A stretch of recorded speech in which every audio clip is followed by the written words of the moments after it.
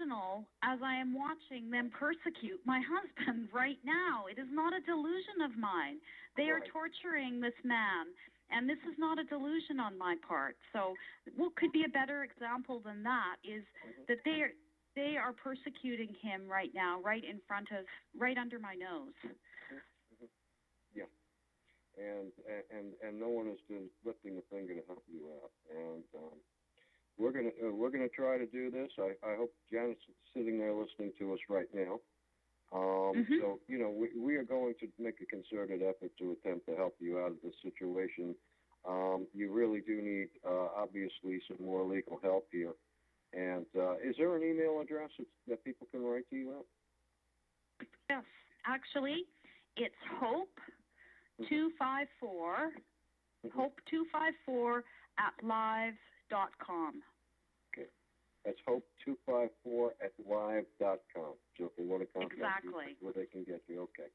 I think it's very important for anyone out there, if they can render any assistance to Ms. Fitzgerald or her husband, to contact. You can contact me, Chris at freedomfightersforamerica.com, or you can contact this lady directly. We are making a concerted effort to help her get her husband out and get her children back. So it's probably going to take a joint effort in order to accomplish this goal, especially by the right people in Canada, people who can represent her correctly or have knowledge of law there and can make the law work for her instance, because right now, the way things are going, the deck is stacked against them. Yes, and it's important that my husband is released soon, because he's waiting for a bed right now at the Center for Mental Health. But as soon as he gets transferred to this mental health facility, I fear that he will be psychiatrically abused. And it's very important that this problem is dealt with and that he is released as soon as possible before they have a chance to persecute him even more. Yeah, absolutely. If he's taken into a hospital situation, there can be many bad things. It's a very vulnerable position for him to be in a bed where they could perhaps forcibly medicate him or do any other. There's a host of things they could do, which I don't even really want to think about at this time. Right. They could. I mean, they can do the same thing to him in jail. I mean, they don't. That could certainly happen in jail. They can do a lot of the things to him in jail too. So he needs to get out of there. He definitely needs some legal representation in the correct manner, because what he's got is nothing. And for everything that he's gone through, to be diagnosed like that, he hasn't even had the right to have a real lawyer bring someone else in to diagnose. He is entitled to have another diagnosis by someone else. Well, he requested this from the lawyer. He requested an independent evaluation, but he was told that CAMH was very good and very independent. And he said, no, they're not. They're government subsidized. And he was told, no, they're very good. So it's like he's that's what he's going to get. Beggars can't be choosers, I guess, and that's the mental health service that he is going to be getting is CAMH, and we could use an independent evaluation, I think. Absolutely. Because a psychiatric assessment is so subjective, and it's really easy to misdiagnose, I think, and it's also important to remember that everyone that sits in front of a psychiatrist is diagnosed, in fact, with some sort of disorder. Everyone has a disorder.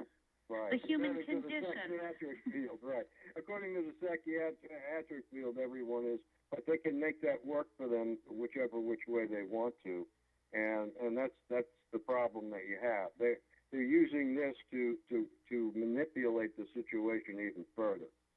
Exactly, and for he had a one-day assessment on June 30th, and I asked for permission to have the media attend this assessment, and they denied my request.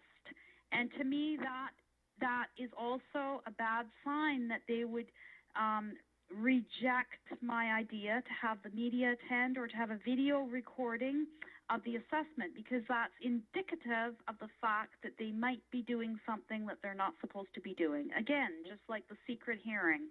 Right, right. I mean, what are they hiding? Yeah, there's something wrong going on there, and there's no one who's proper in his on his side, on his team. So that's something that needs to be done right away. And this court case is coming up soon, so obviously it's going to need this happen very quickly. So again, we're hoping that everything is going to turn out right for you, and. At this very moment, of course, due to technical problems, they knocked me right off the board on this show, and I don't know who else is on this call at this very moment. I know there were quite a few people on this call, some of which are on the chat room, so they're not going to be able to speak to you. And I know there were a couple others that call-ins, and of course, now I can't get into the board. This is sabotage out now, in attempting to complete the show and have people being able to ask you questions about what's going on here. So unfortunately, I don't see that as going to be the case. But what I will tell you is that the people will be contacting you. There's just no doubt about that. And is there any last statements that you'd like to make regarding the situation? Well, if there was a question someone's going to ask me, it's probably what is it like to have your children taken? And it's very, very painful, is all that I can tell these people. I mean, I think that people would feel that would wonder what it would be like, and my husband and I have had a very, very hard time. So that would answer that question. I could go into more detail, but it's extremely painful and it's very cruel. And this is what I would say. And these things are going on in Canada. And I just think it's appalling. I think if people knew what was going on, even the people I tell my story to, most people, many women are mothers, and they just can't believe it. And they know that I seem like a reasonable person, and they just can't believe what is going on in Canada right now. Yeah. It's really a terrible situation, and we really feel for your family's pain regarding all of this, and we're just going to say God bless and wish you luck with this, and we're not going to stop forget about you. We're really not, okay? And of course, I'm speaking with Janet. You're quite welcome. So again, this is Freedom Fighters for America Radio with Ms. Jennifer Fitzgerald. She's got one heck of a story. Her life's in turmoil. Her family's life is in turmoil. And anybody that can render assistance, please contact her. You have her email address. What is that again, please? It's hope254@live.com. Okay. It's a Hotmail account. Okay. Or you can contact me, of course, at freedomfightersamerica.com. And we're looking to render assistance to this lady and her family. So anybody who can help, I know there's people on this call on the chat right now who are victims of CPS who did have their children returned. So I would hope that you get involved with this also, because you know exactly what's going on here. You know the feeling of having your children ripped away from you. So between all of us, we'll put our heads together and do the best that we can. And I want to thank you for coming on to the show tonight and wish you a lot of luck, and we'll be speaking real soon. And this is Freedom Fighters for America Radio, thanking every one of our guests for calling in tonight. And tomorrow we will be having another show, so please stay tuned for that. That will be the Child Protective Service series, and there will be another victim of Child Protective Services on the call tomorrow, Ms. Kim Rouse from Texas.